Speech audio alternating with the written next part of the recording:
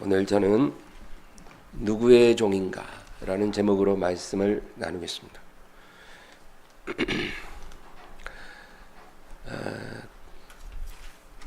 구약 성경에 시편, 여러분 시편이라고 있습니다. 그리고 이사야서, 또 스가랴서에 보면 고난받는 종에 대한 예언의 말씀이 나옵니다. 누군가가 하나님 앞에서 고난받는 종이라는 것이죠. 근데 유대인들은 이 예언을 이스라엘 민족을 가리킨다고 생각을 합니다. 자기들이 애매히 고난을 받는 종이라는 거죠. 이 예언은 이스라엘 민족을 가리키는 것이 아니라 하나님의 아들 예수 그리스도를 가리키는 것입니다. 근데 유대인들은 이 고난받는 종이 메시아를 가리킨다라고 믿지 않습니다. 자기들이 기대하고 기다리는 메시아는 절대로 이런 고난을 받아서는 안 된다는 겁니다. 유대인들이 기다리는 메시아는 고난의 종이 아니라 영광의 왕입니다. 그래서 흰말 타고 개선 장군처럼 입성하셔서 자기들을 모든 고난과 곤경과 위험에서 온전히 건져주실 수 있는 그런 왕이시여야 한다는 것이죠. 그래서 구약에 예언된 이 고난받는 종은 이 메시아를 가리키는 것이 아니라 바로 자기들 이스라엘 민족을 가리킨다, 그렇게 생각을 하는 것입니다. 그리고 이제 구약에는 고난받는 종의 예언만이 아니라 영광의 왕으로 오시는 어느 한 분에 대해서도 예언을 하고 있죠. 우리가 그래서 구약 성경을 읽다 보면 헷갈리는 거예요.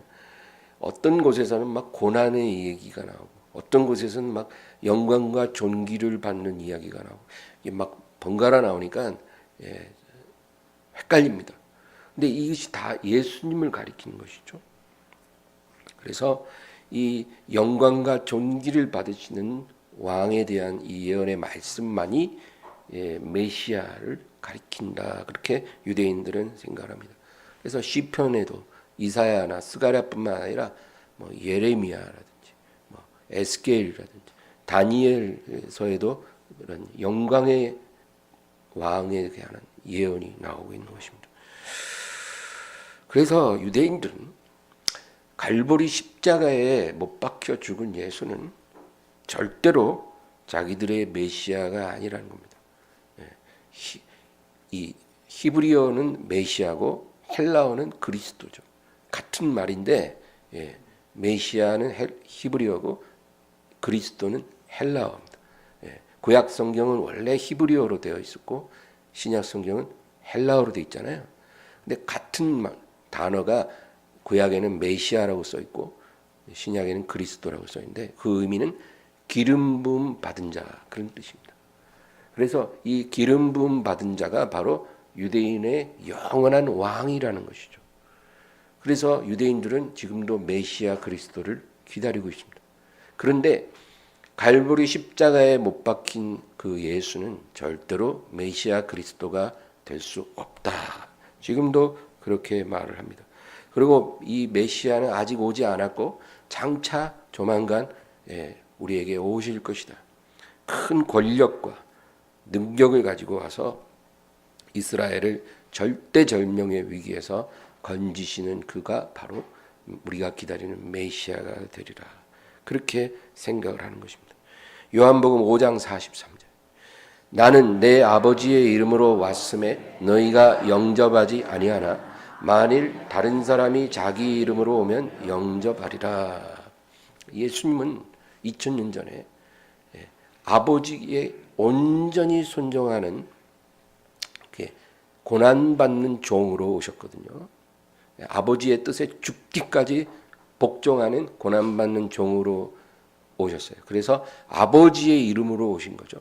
그러나 너희가 나를 믿지 않으나 만일 앞으로 다른 사람이 누군가 자기 이름으로 오면 너희는 그를 영접하리라. 그가 누구겠어요? 짝퉁 그리스도입니다. 적그리스도예요. 이 적그리스도가 나타나면 너희는 그를 환영하게 되리라. 그러니까 이스라엘 백성은 참으로 무지한 백성인 것입니다.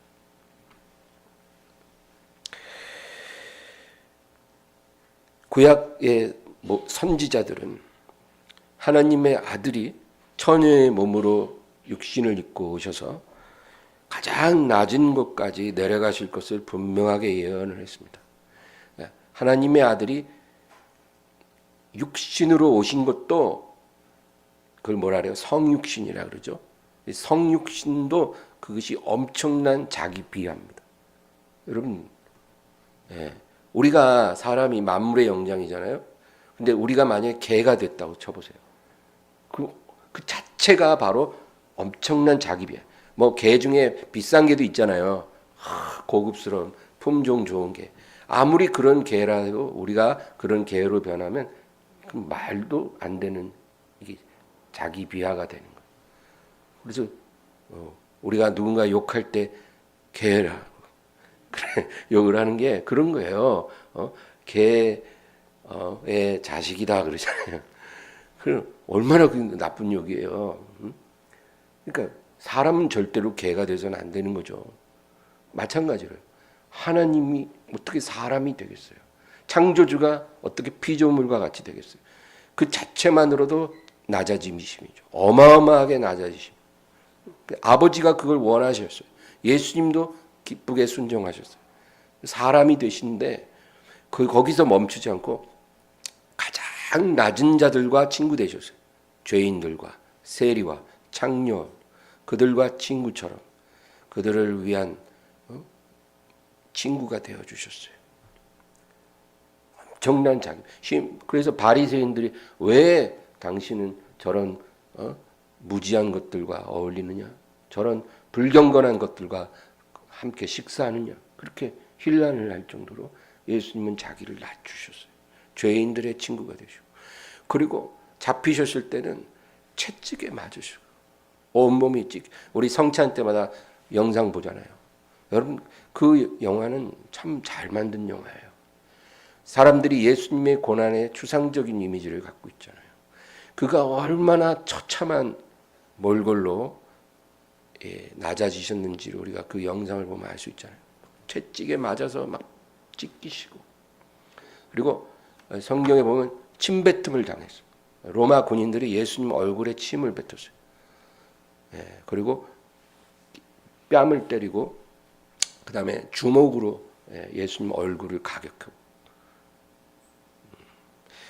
그리고 머리에 가시관을 씌워서 조롱하고 그리고 나서 그 무거운 십자가를 지고 처형장으로 가게 했어요. 그리고 예수님 못 박이실 때 벌거벗은 몸으로 수많은 사람 앞에서 못 박히셨어요. 근데 혼자 못 박히신 게 아니라 양쪽에 살인 강도들과 함께 못 박히셨어요. 그건 뭐예요? 가장 극악한 범죄자들과 동급으로 취급을 받은 거예요. 그렇게 가장 비참한 모습으로 죽임당하시고 그리고 무덤까지 내려가셨죠. 그러니까 하나님이 더 이상 낮아질 수 없는 곳까지 낮아지신 거죠. 근데 구약 성경에 그것에 대해서 이제 기록을 하고 있는 것입니다. 그렇게 낮아지신 후에 받들어 높이 들려 영광과 권세와 나라를 얻으시리라. 그렇게 예언이 되어 있습니다. 또 신약의 사도들도 그 구약에 예언된 그리스도 메시아가 바로 십자가에 죽으시고 부활한 나사렛 예수시라고 증언을 하고 있는 것입니다.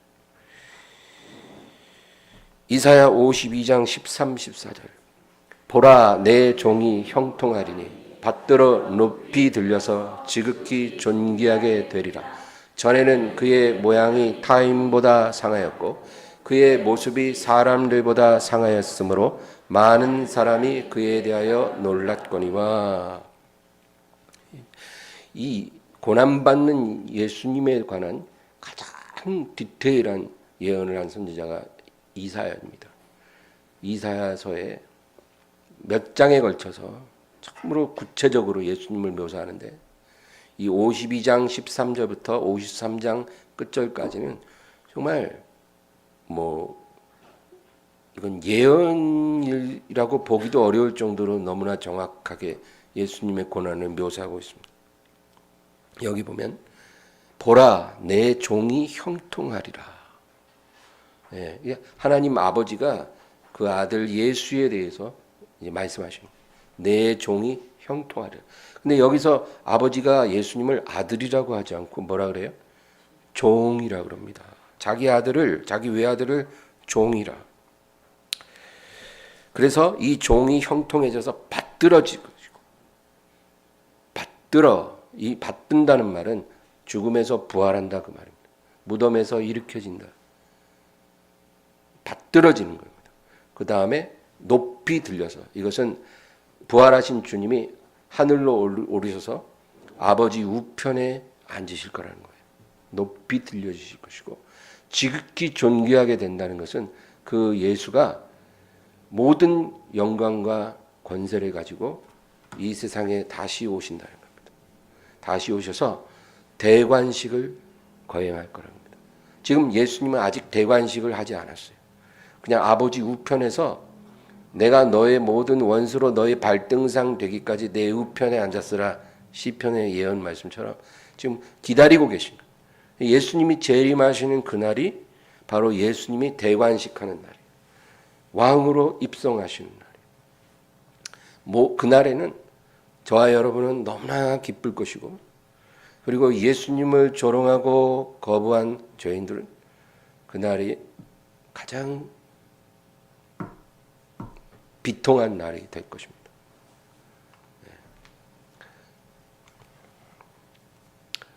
전에는 그의 모양이 타인보다 상하였다. 예수님이 이 십자가에 못 박히신 그 모습은 보는 사람이 놀랄 정도였습니다. 어떻게 그 위대한 그 당시 사람들은 예수님을 메시아라고 믿는 사람도 있고 선지자라고 보는 사람도 많았잖아요. 근데 그 훌륭한 사람이 저렇게까지 낮아질 수 있는가? 놀랄 정도라는 것입니다. 근데 여기서 중요한 건 내 종이라는 표현이에요. 하나님께서 예수님을 내 종이라 그렇게 말합니다. 근데 우리말 성경에 종이라고 되어 있죠. 영어 성경에도 서번트라고 되어 있습니다. 근데 이건 정확한 번역이 아니에요. 원래 구약 성경이 기록된 히브리어에는 에베드라는 단어가 쓰여져 있어요. 그 말은 노예라는 뜻이에요. 노예. 정확하게 번역하면 노예. 서번트가 아니라 슬레이브예요. 내 노예가 형통하리니 그렇게 하나님이 말씀하신 겁니다. 그런데 왜 우리말 성경이나 영어 성경에는 노예라는 말을 쓰지 않고 슬레이브라는 말을 쓰지 않고 종, 서번트라고 기록을 했을까요? 왜냐하면 이 노예라는 말이 사람들에게 거부감을 주는 것입니다. 여러분 노예 그러면 어떤 생각이 들어요? 저 17세기, 18세기에 저 포르투갈, 스페인의 노예선들이 아프리카 해안에 가갖고 강제로 흑인들을 납치해가지고 쇠사슬에 묶어서 저 아메리카 대륙에 팔아서 완전히 중노동을 시키는 그런 비인간적인 그런 비참한 노예를 우리가 연상하잖아요. 강제로 잡혀서 팔려지고 학대당하는 그런 것을 우리가 노예라고 생각을 하잖아요. 그러니까 우리가 예수님이 하나님의 노예가 되시고 또 사도들이 그리스도의 노예가 되고 또 우리가 하나님의 노예가 되어야 한다. 이런 말을 하면 이게 우리 안에 굉장한 거부감이 생긴다는 거죠. 그래서 노예라는 말을 쓰지 않고 종이라 그렇게 표현을 한 거예요. 그러나 우리는 원어의 그 의미를 살펴볼 필요가 있어요. 왜냐하면 종이나 노예는 비슷한 것 같아도 분명히 다르다는 겁니다. 여러분 종이라는 것은 어떤 대가를 받기로 하고 그 주인에게 고용되어 일하는 자를 말합니다. 그게 종이에요. 그러니까 고용인과 피고용인의 관계라는 겁니다. 엄연한 계약 관계 속에 있는 거예요. 그래서 종은 주인에게 노동을 제공하고 주인은 그 노동의 대가를 싹쓸 지불하는 겁니다. 이게 종과 주인의 관계예요. 만약에 어느 한쪽이 계약을 이행하지 않으면 그 관계는 끝나는 것입니다. 그래서 만약에 우리가 하나님의 종이다 그러잖아요. 그러면 그게 정확한 의미가 아닌 겁니다. 왜냐하면 우리가 하나님과 계약 관계에 있는 거예요. 내가 하나님께 충성을 했는데 만약에 내가 기대하던 적당한 보상이 하나님부터 안 온다 그러면 하나님과의 관계가 깨지는 거예요. 이렇게 신앙생활하는 사람 많거든요. 내가 이렇게 열심히 교회를 다니는데 내가 이렇게 신앙생활을 해왔는데 어떻게 하나님이 내가 이렇게 기도한 거 하나 안 들어주실까? 서운하면 그냥 하나님으로부터 멀어지잖아요. 그게 계약 관계에 있으면 그렇게 될 수 있다는 거예요. 그런데 여러분, 노예라는 것은 고용된 자가 아니고 소유된 자입니다. 소유된 자. 그러니까 주인은 그 노예를 고용한 게 아니고 소유한 거예요. 그래서 노예에 대한 어떤 의무가 주인에게 없습니다. 그래서 주인이 그 노예에게, 자기 소유된 노예에게 음식을 주고 옷을 주잖아요.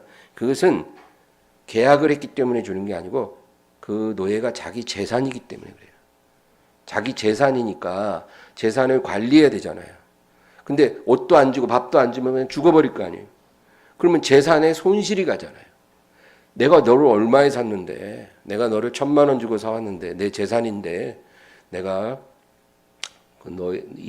너를 주고 산 값을 내가 다 뽑아내려면 관리를 해야 되니까 옷도 주고 음식도 준다는 겁니다. 여러분, 우리도 어떤 물건을 우리가 소유할 때 그 내 소유의 그 물건을 관리하지 않습니까? 옷이 있어요. 좋은 옷을 샀으면 그 옷을 세탁소에 맡기거나 또 빨래를 하고 관리를 하지 않습니까? 왜? 계약을 했기 때문이 아니라 소유했기 때문이에요. 자동차를 소유한 사람은 그 자동차를 소유했기 때문에 소모품도 교체해주고 정기적으로 점검도 하고 세차도 하는 것입니다. 왜? 나의 소중한 재산을 관리하기 때문이죠. 관리가 안 되면 그 재산 가치가 하락하기 때문입니다. 그러다가 그 물건이 이제 더 이상 필요 없다고 판단이 되면 언제든지 폐기해버리면 그만이에요. 고대 사회의 노예도 그랬습니다. 주인이 그 노예를 소유했기 때문에 노예를 쓰다가 더 이상 내가 이용 가치가 없다 그러면 버리거나 죽일 수도 있었습니다. 오늘날 현대인들은 이 노예라는 개념이 이해도 안 되고 또 굉장히 거부감이 들잖아요. 비인격적인 거니까. 그런데 성경에서 예수님이 하나님 아버지의 노예로 이 세상에 계셨다는 겁니다. 종이 아니라 정확한 표현, 히브리어 에베드예요. 노예로 계셨다. 아들이심에도 노예로 이 세상에서 죽기까지 순종하셨다는 겁니다.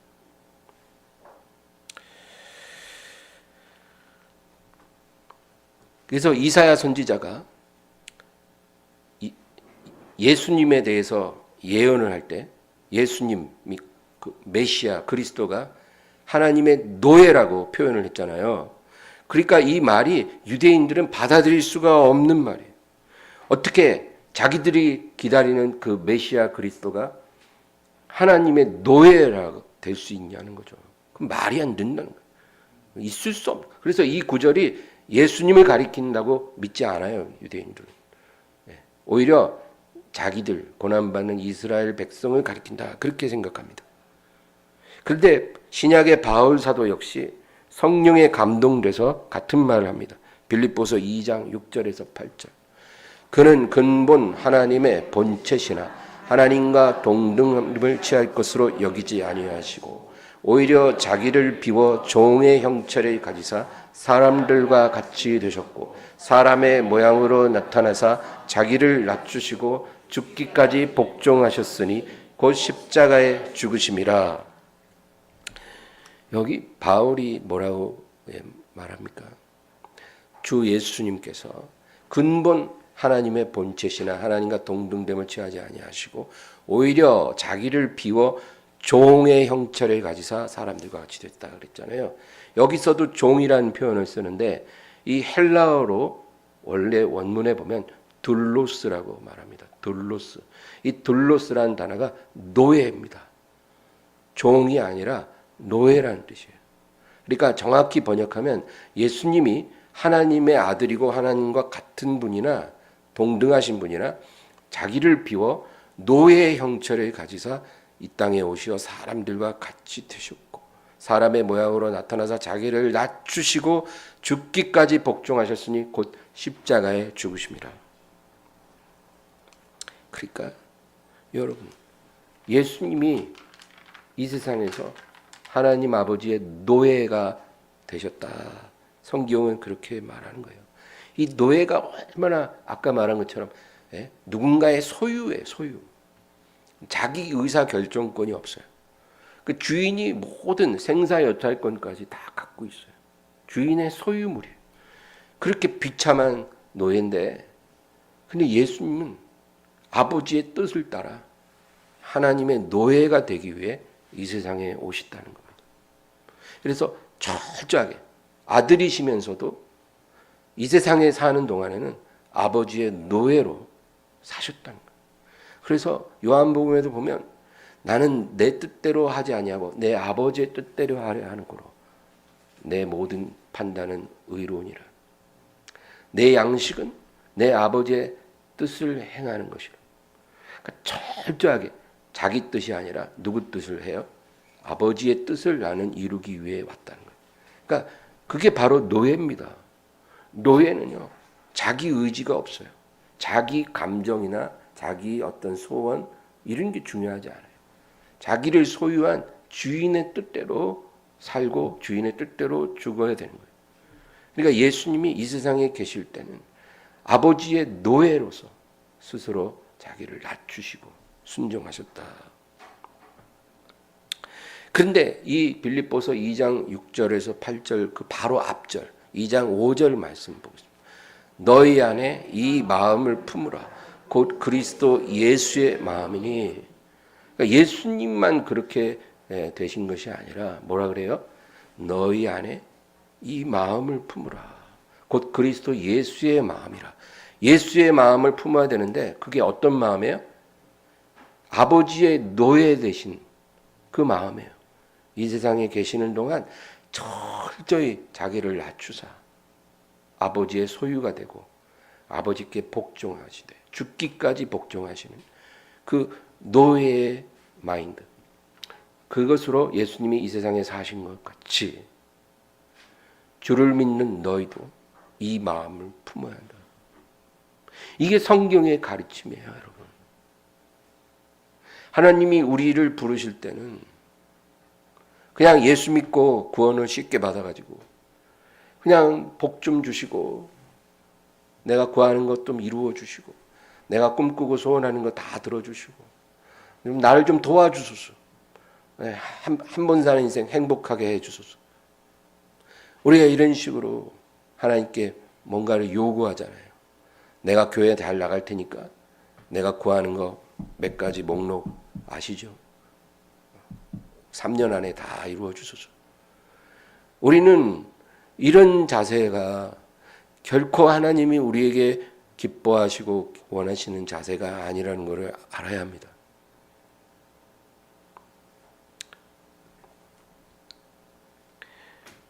모든 사도들은 그 편지를 보낼 때 또 설교할 때 항상 자기를 그리스도의 노예된 나 바울, 그리스도의 노예된 나 베드로, 그리스도의 노예된 나 야고보, 나 유다, 나 요한 이렇게 자기를 소개해요.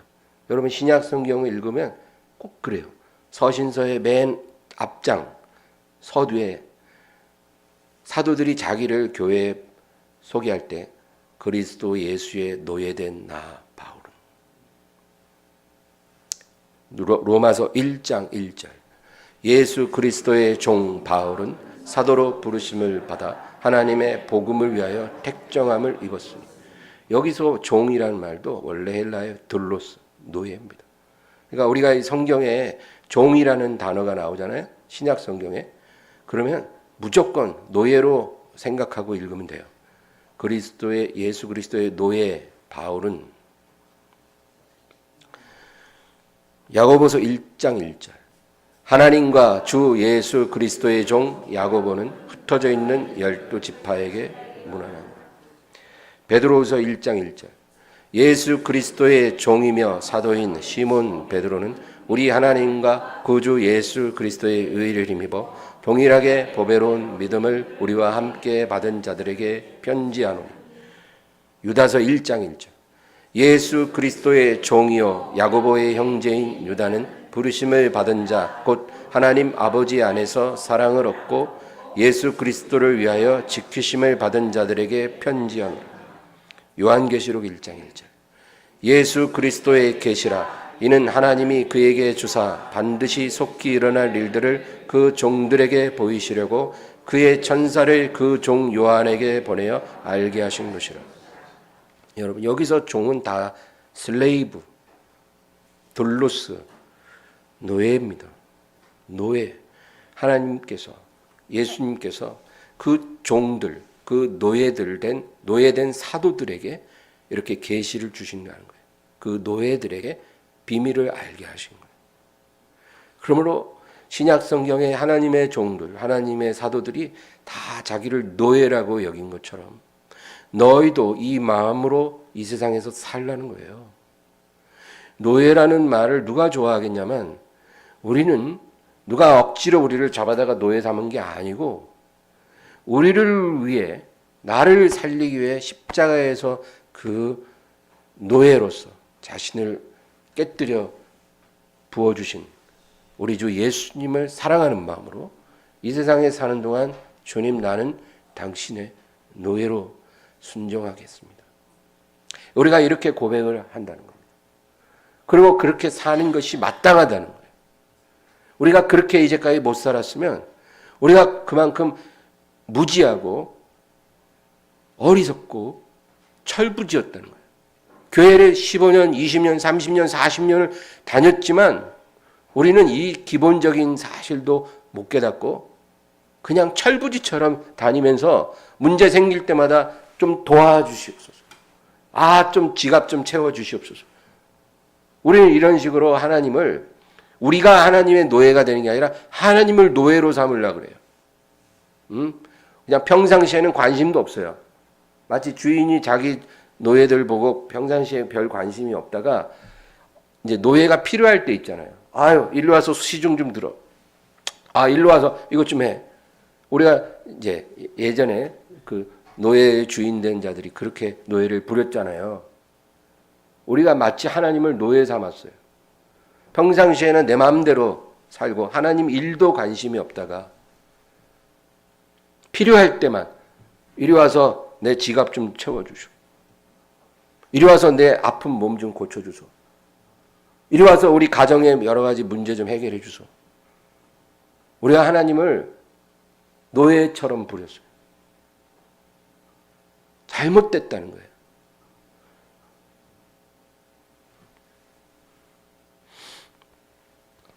바울은 자기 몸에 예수의 흔적이 있다, 그렇게 말합니다. 내 몸에 예수의 흔적이 있노라. 갈라디아 6장 17절. 이후로는 누구든지 나를 괴롭게 하지 말라. 내가 내 몸에 예수의 흔적을 가지고 있노라. 이 흔적이라는 단어는 헬라어로 스티그마입니다. 스티그마. 이 스티그마라는 말은요, 원래 의미가 낙인입니다. 낙인. 흔적이라고 우리말에는 이렇게 번역을 했지만, 내가 내 몸에 예수의 낙인을 지니고 있노라, 그 뜻이거든요. 그 낙인이 뭐예요, 여러분? 이 바울이 살던 고대 로마 그리스 사회에서는 이 낙인은 노예에게 사용되는 말이에요. 주인이 노예를 소유했잖아요. 그러면 자기 소유물인 것을 항상 입증하기 위해서 그 불로 달군 인두 있잖아요. 인두. 그거를 노예 몸에다 지져요. 그래서 딱 일평생 지워지지 않는 낙인을 찍습니다. 그게 노예에게 부여되는 낙인이에요. 몸에 낙인이 있으면 누군가의 노예라는 거예요. 이거는 평생 벗어날 수 없다는 거죠. 근데 바울이 뭐라 그래요? 내가 내 몸에 예수의 낙인을 지니고 있노라. 그러니까 나는 예수의 노예이기 때문에 내 몸에 그 낙인이 있다. 그게요. 이게 뭘까요? 바울이 지금까지 3차에 걸쳐서 전도 여행을 했잖아요. 가는 곳마다, 가는 성마다 복음을 전함으로 얼마나 많은 박해를 받았는지 몰라요. 고린도후서에 보면 내가 수없이 매 맞고, 매를 수없이 맞았어요. 복음 전할 때. 그리고 돌로 맞고, 채찍으로 맞고, 몇 번이나 바다에서 난파당하고, 옥에 갇히고, 그리고 추위와 더위와 헐벗음과 배고픔과 목마름으로 내가 많은 고생을 했다는 거예요. 그래서 바울의 몸은 온몸이 상처투성이야. 맞은 자국, 피 터진 자국, 찢어진 자국. 근데 그것에 대해서 바울이 뭐라 해요? 내 몸에 예수의 낙인이 있노라. 내가 예수님의 노예됐기 때문에 예수님의 뜻을 이루기 위해서 내가 전도여행을 하면서 내 몸에 무수한 예수의 낙인이 새겨졌다는 거예요.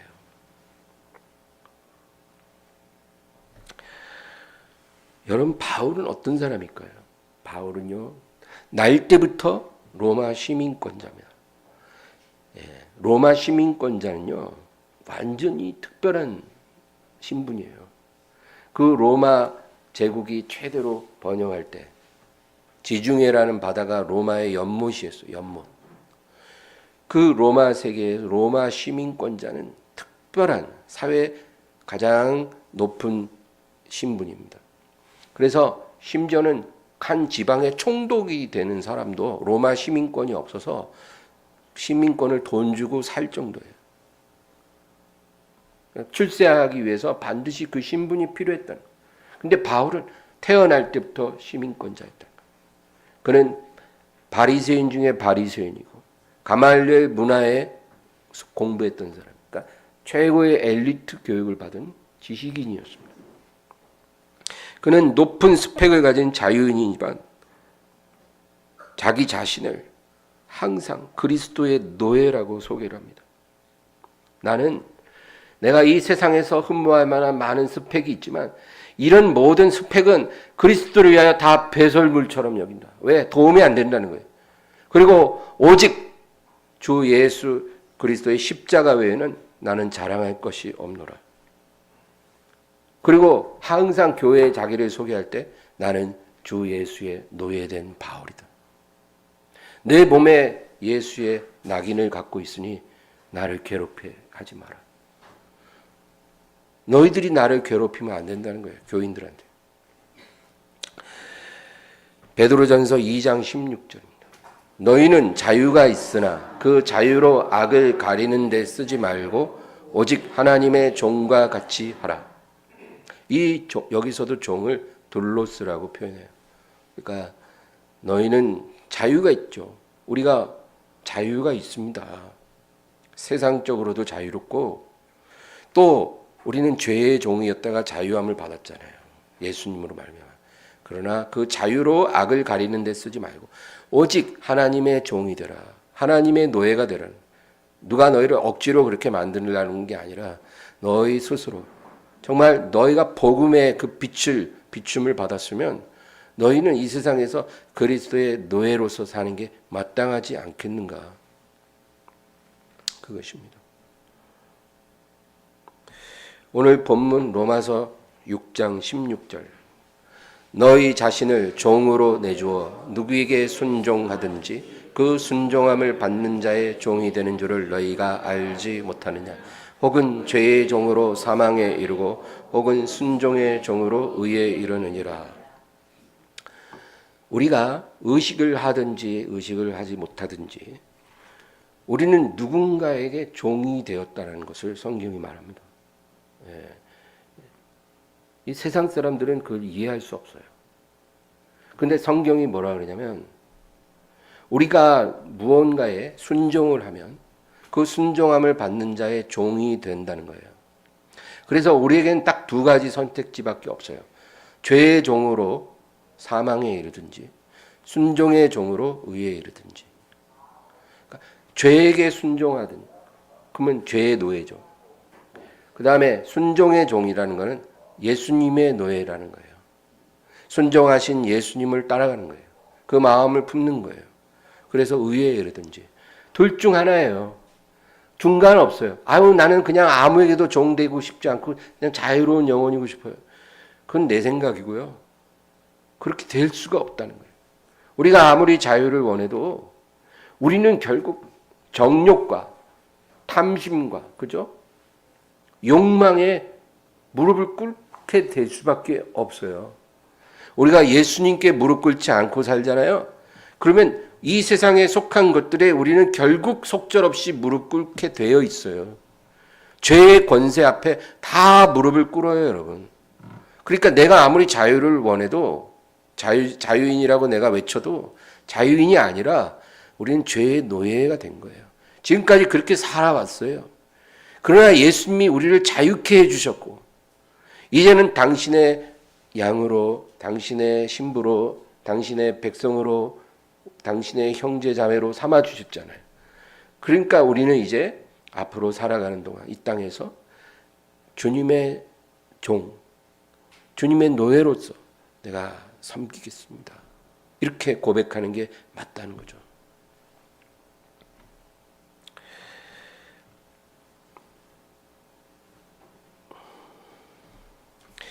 예수님도 같은 말씀하셨습니다. 요한복음 8장 31, 32. 그러므로 예수께서 자기를 믿은 유대인들에게 이르시되 너희가 내 말에 거하면 참으로 내 제자가 되고 진리를 알지니 진리가 너희를 자유롭게 하리라.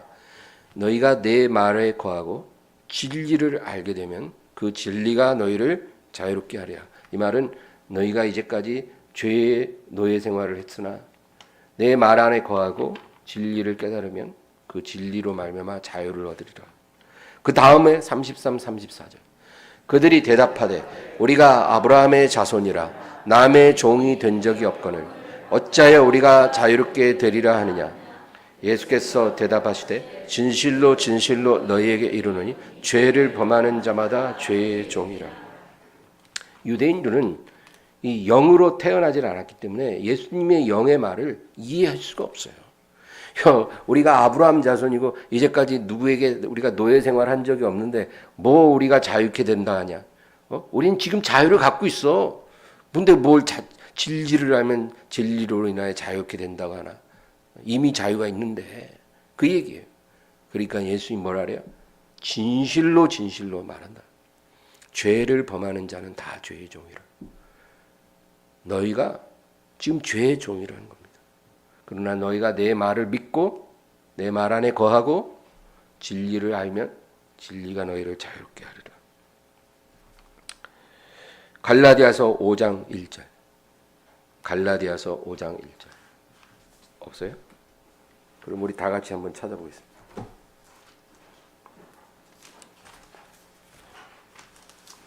갈라디아서 5장 1절. 찾으셨어요? 다 같이 읽겠습니다. 그리스도께서 우리를 자유롭게 하려고 자유를 주셨으니 그러므로 굳건하게 서서 다시는 종의 멍에를 매지 말라. 아멘. 예수님이 십자가에서 그 고통을 왜 당하셨어요? 죄 없으신 하나님의 아들이 그 고통을 받으신 것은 우리를 죄의 종된 멍에에서 자유케 하려고 그 죽이심을 받은 거예요. 그 고난을 겪으신 겁니다. 이게 믿어지시기를 주의 이름으로 축원합니다. 정말 예수님이 2000년 전에 갈보리 십자가에서 그 못 박히시고 죽임 당하신 것이 바로 우리를 죄의 노예 생활에서 해방시키기 위해 그렇게 하신 거예요. 그렇게 해서 우리가 귀한 자유와 해방을 얻었잖아요. 하나님 자녀가 됐잖아요. 그러면 굳건히 서서 다시는 종의 멍에를 매지 말라. 이제 너희는 다시는 죄의 노예가 돼서는 안 된다. 이 죄의 권세를 잡은 마귀의 노예로 살면 안 된다. 그리고 이제는 너희가 의의 종이 되어야 된다. 그 말이에요. 의의 종. 예수 그리스도의 노예가 되어져야 한다는 겁니다. 여러분, 우리를 소유하신 예수님은 선한 목자입니다. 그런 주인이 없어요. 나는 내 양을 위해 내 목숨을 버리노라. 우리를 위해 죽으신 주인이 이런 주인이 어디 있어요? 이런 주인이 있으면 당장이라도 내가 자원해서 노예가 되고 싶지 않을까요? 내가 평생 당신을 노예로 섬기겠습니다. 그러고 싶지 않으세요? 아는가 보네. 오늘 죽어도 자유가 좋은가 보네. 예수님 그런 분이에요. 그리고 또 강제로 노예가 되고 종이 되라 하지도 않아요. 그건 우리의 결정이에요. 우리의 결정. 내가 안 되기로 결정하면 평생 그렇게 살 수 있어요. 주님이 강제로 우리 끌어오지 않아요. 절대. 마귀는 우리가 허락하지 않아도 자기 마음대로 침입해서 우리를 노예로 부리고 우리의 통치자가 되잖아요. 그렇죠? 마귀는. 예. 마치 집안에 침입하는 강도 같은 거예요. 허락도 안 받고 막 들어와서 우리를 죽이고 도적질하고 멸망시키는 게 마귀예요. 그러나 하나님은 결코 그러시지 않잖아요. 우리가 허락하지 않으면 절대로 우리에게 들어오시지 않습니다. 우리를 부르시지만 우리가 듣지 않으면 그냥 내비두세요. 그리고 우리는 그 결정에 책임을 져야 하는 거예요.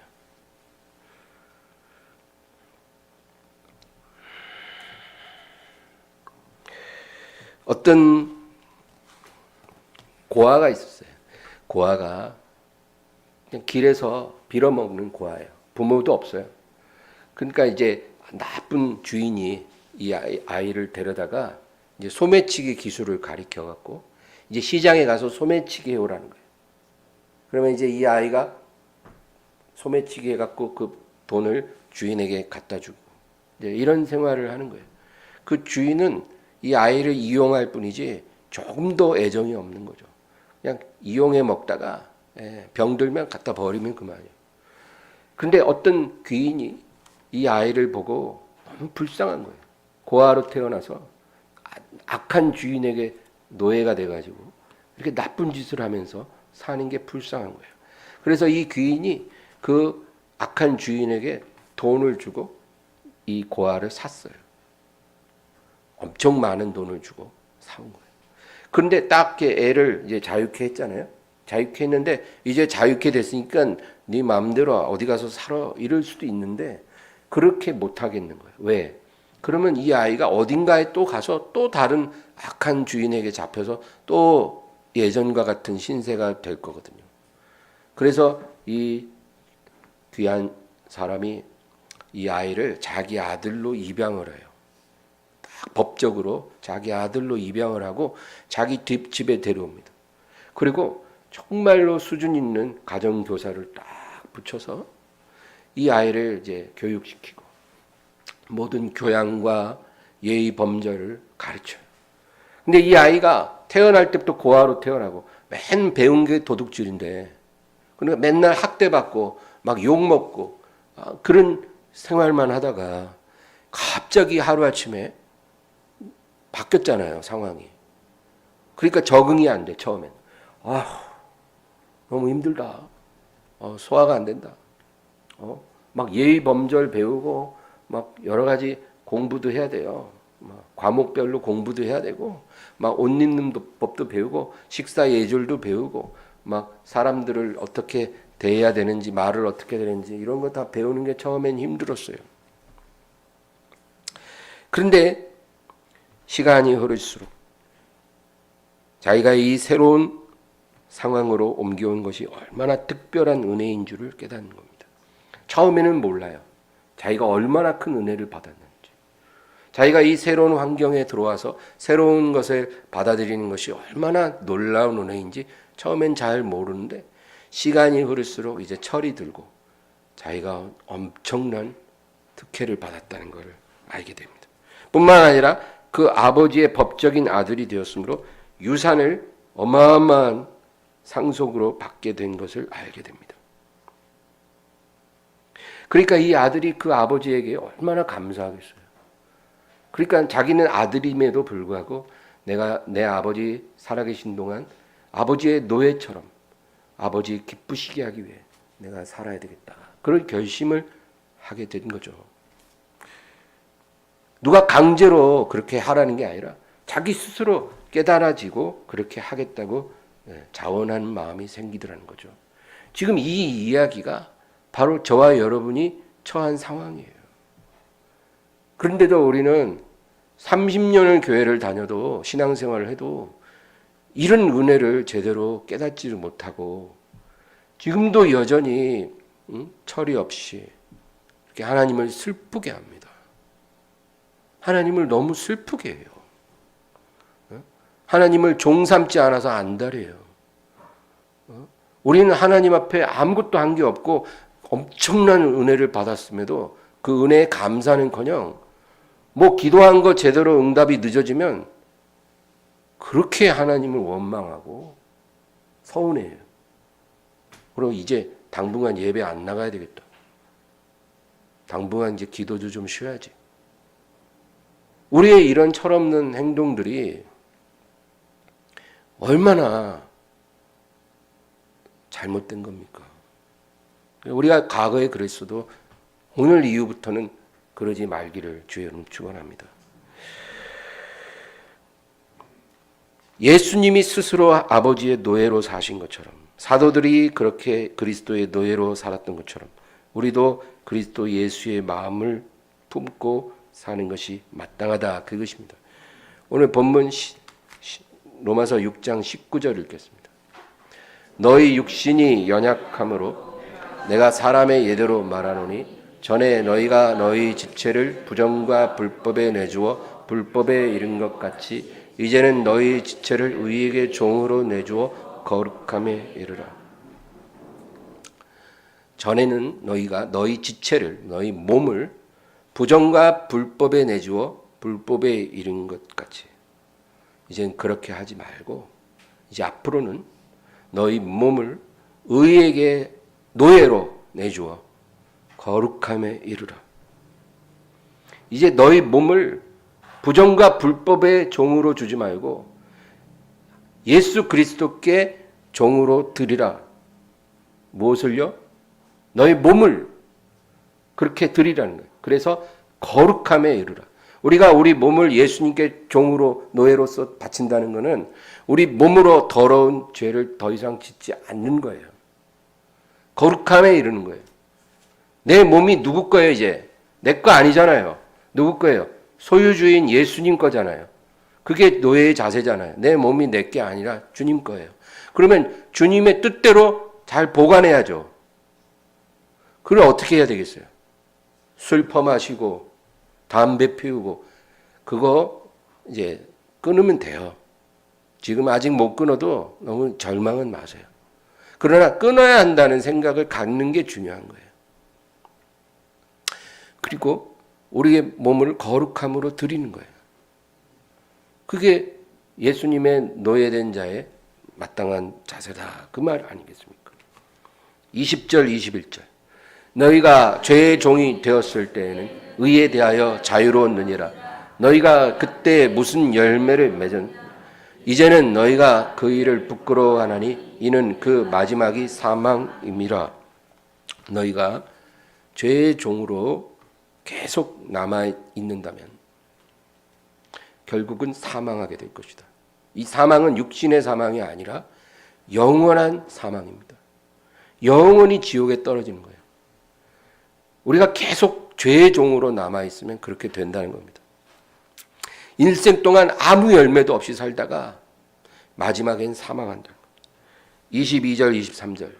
그러나 이제는 너희가 죄로부터 해방되고 하나님께 종이 되어 거룩함에 이르는 열매를 맺었으니 그 마지막은 영생이라. 죄의 삭은 사망이요 하나님의 은사는 그리스도 예수 우리 주 안에 있는 영생이니라.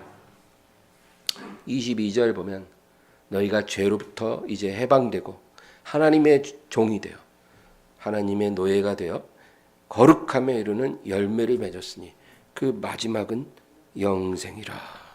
할렐루야. 여러분, 죄의 종으로 살면 마지막으로 받는 퇴직금이 뭔지 아세요? 사망. 죄의 삭은 사망.